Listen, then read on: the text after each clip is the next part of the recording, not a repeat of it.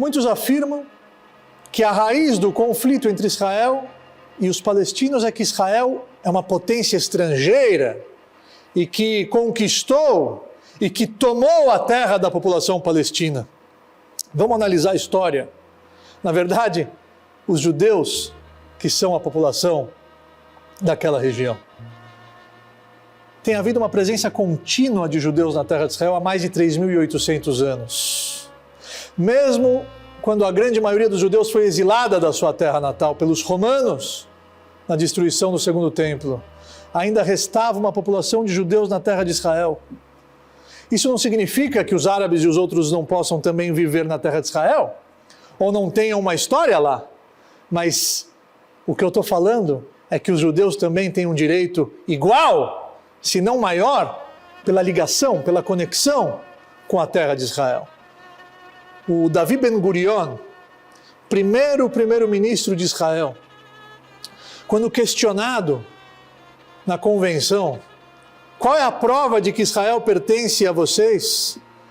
Ele respondeu da seguinte maneira, quando questionado que todo imóvel possui uma escritura, a escritura é a prova de que aquele imóvel pertence a tal pessoa.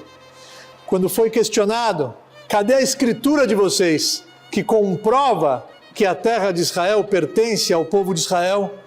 Davi Ben-Gurion pegou a Torá, Davi Ben-Gurion pegou o Tanakh, Davi Ben-Gurion pegou a Bíblia e mostrou, essa é a nossa escritura, essa é a nossa escritura, essa é a prova, essa é a conexão do povo judeu com a terra de Israel, uma conexão milenar, uma conexão intrínseca entre um povo e uma terra, uma conexão que qualquer judeu pode presenciar, mesmo sendo um judeu afastado de suas raízes. Quando pisa em Israel, o seu coração bate mais forte.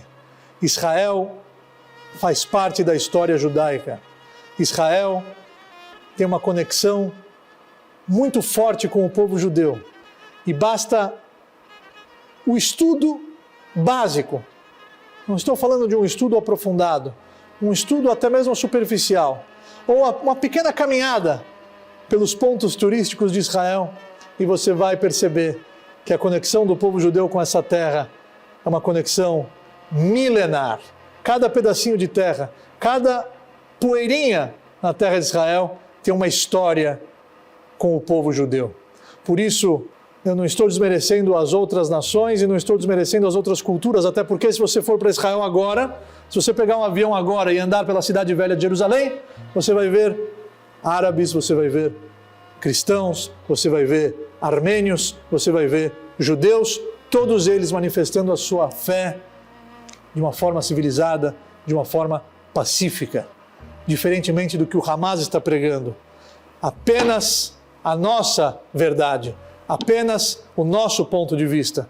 E não existe diálogo, existe o extermínio de quem pensa diferente do que eles. Não existe nenhuma chance da paz acontecer enquanto o Hamas estiver com as suas armas levantadas. Igual a Golda Meir, uma vez em um discurso, disse: se Israel abaixar as suas armas, Israel não existirá. E se o Hamas abaixar as suas armas, a paz entrará em vigor.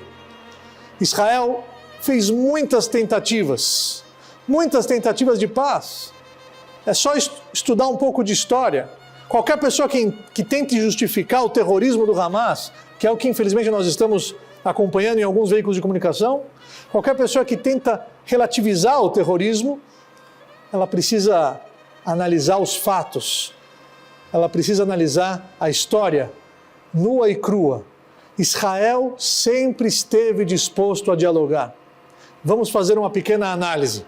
Além do que eu já mencionei, a evacuação completa de Gaza por parte de Israel, e que qual foi a resposta? Mais ataques e mais ataques e mais ataques. Israel fez muitas outras tentativas de reconciliação. Lá em 1947, as Nações Unidas criaram um plano de divisão para dividir a terra de Israel em dois países, um judeu e um árabe. Os judeus aceitaram imediatamente. Os árabes rejeitaram o compromisso. E logo em seguida, Israel foi atacado por todos eles ao mesmo tempo e milagrosamente venceu essa batalha e declarou a sua independência. Na década de 90, 1990, Israel comprometeu-se com os acordos de Oslo para criar a independência da Palestina. Mas o que aconteceu? Os contínuos ataques terroristas do Hamas estragaram todo o processo. Em 2000, nas conversações de Camp David, Israel concordou mais uma vez em dar aos palestinos 97% das terras que eles desejavam e os palestinos rejeitaram. Isso não tem nada a ver com a raça, isso não tem nada a ver com o que muitos mentirosos afirmam, que Israel é um país racista, apartheid. Isso é uma mentira.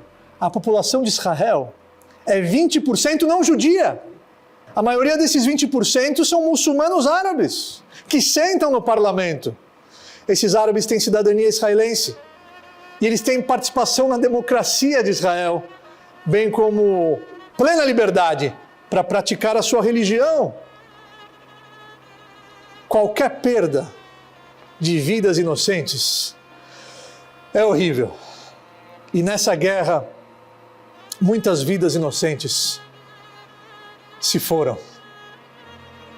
Mas acusar Israel de genocídio, sendo que ele está se defendendo, sendo que Israel é o único país que precisa se defender por se defender, sendo que Israel até hoje é o único país que precisa justificar o seu direito de existir, não existe genocídio acontecendo em Gaza, como muitos estão utilizando esse vocabulário. Os que odeiam Israel afirmam que Israel está cometendo um genocídio. Genocídio. Vamos analisar o que aconteceu em 7 de outubro, um ataque terrorista do Hamas que matou 1.400 judeus. Mais de 4.000 palestinos foram mortos até 21 de outubro. Pessoas dentro de suas próprias casas, no meio de uma festividade religiosa judaica, mulheres estupradas, bebês degolados, terrorismo puro. Mais uma vez, eu estou falando e repetindo, a vida de inocentes dói muito. Mas acusar Israel de genocídio já passou todos os limites. Qual a definição do termo genocídio? Genocídio é o que aconteceu na Alemanha nazista. Genocídio é o assassinato deliberado de um grande número de pessoas de uma determinada nação ou grupo étnico com o objetivo de destruir essa nação ou grupo. Genocídio é o que está escrito na carta do Hamas. Genocídio é o que a Alemanha nazista pregou, realizou, enquanto o mundo silenciou. Isso é genocídio. Israel quer destruir o Hamas, não o povo palestino.